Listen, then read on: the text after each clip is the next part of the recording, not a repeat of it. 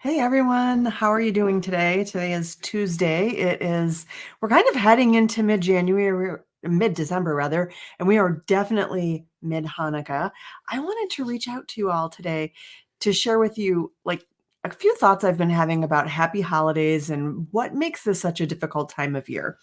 And I mean, some of the reasons that it's difficult, I think mindfulness practice could really be helpful with. And a lot of you know, I have done my coaching training at Mindfulness Coaching School. So mindfulness is near and dear to my heart. It's the very first thing I teach every single one of my clients, whether they're in a virtual coaching program or whether they're in a face-to-face program with me, is mindfulness. So I want to talk a little bit about how mindfulness can maybe help us have better holiday seasons, whether you're celebrating the season of Hanukkah or Christmas or solstice or whatever it is that you're celebrating. So, and I want to start out by telling a story. Um, this story happened with my former brother-in-law in my first marriage. I was very young at the time. So was he. And he had a couple of children, and I think his oldest was about 3 or 4 at the time. And we were at their house celebrating Christmas, and his oldest son did not like the gift he had been given. So it was a huge holiday party, lots of family around, and the oldest son starts to cry because he doesn't like his gift. Or, yeah, I'm not sure if he cried. He expressed displeasure about his gift. He expressed that he didn't like it. My former brother-in-law got up and picked him up in the middle of this party full of family and started spanking him right in the middle of family. So first of all, I'm not a spanker. I could feel it in the pit of my stomach. It felt horrible just to hear the hitting sound and to hear a child crying. Secondly, it was super disruptive to the holiday party. Like, this child not liking his gift was not nearly as disruptive as my former brother-in-law picking this child up and spanking him in front of everybody. So he did this and he spanked this child, carried him out of the room, and my former father-in-law said, "Well, I like my gift," making sort of a joke, which a couple of people laughed at and I felt really uncomfortable about. But that whole scene there really epitomizes the pressure that gets put on people to be happy during the holidays. "I like my gift, don't hit me." There's just so much force involved. And there it was like literal brute physical force put on a child to be happy about something when he wasn't really happy about it in that moment. And that, I think, just says a lot about how we set ourselves up with expectations about what the holidays ought to be like. And I think that's one of the reason, like, they say this is the most wonderful time of the year, but actually it's the time of year when a lot of people get exceptionally depressed for many reasons. Often they have lost a loved one, and I know several of you out there have, and I want you to know that I am holding you in my heart. There is one former client in particular I know who lost her mom, and she's on my mind right now as I'm talking. People have experienced losses during this time of year. People have lots of other maybe traumatic or tragic memories. I mean, I don't know what this child is remembering now that he's grown up, but um, we have so many expectations about how we're going to get along with our family. Expectations are the force to be happy, and we don't feel that way. And I think it's one thing to not be happy, but it's a whole different thing to put that pressure on yourself that you should be, which I think the month of December just adds a little bit of that. We're supposed to like everything we get during our holiday season. If we get a gift and we don't like it, we feel guilty about it. I mean, I'm not saying be rude and throw it in someone's face or be rude and tell them you hate it. Of course, be polite and accept it graciously. It's a gift. Yes, be polite, be gracious.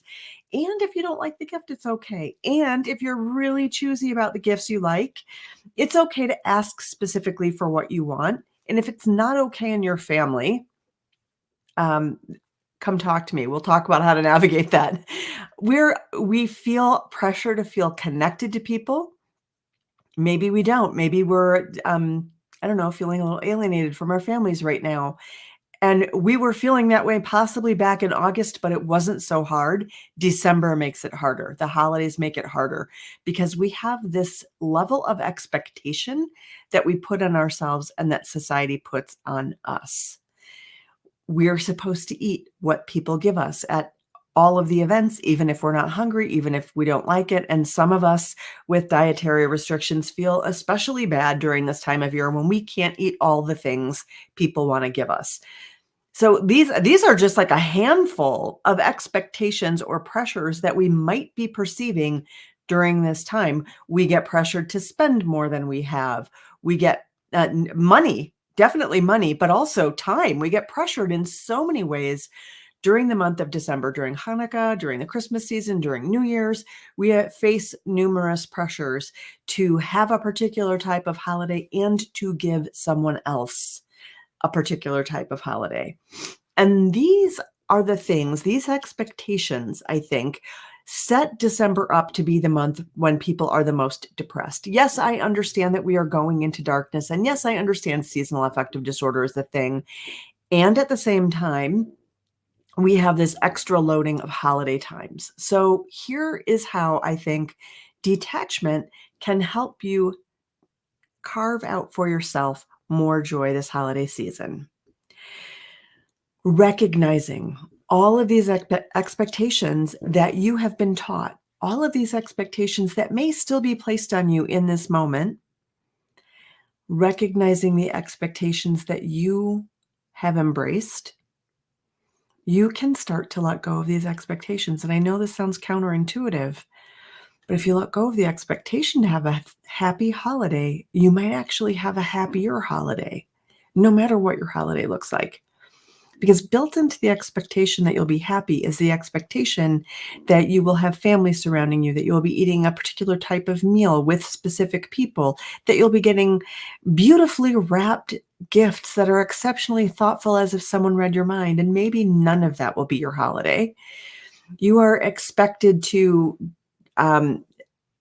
light the candles all 8 nights. Maybe you can't make it a particular night. You are expected to make latkes from scratch and not serve latkes that were made from the Trader Joe's freezer section when you just, got the latkes out of there. You're expected to have you're supposed to use this traditional recipe, and maybe you can't do that this year.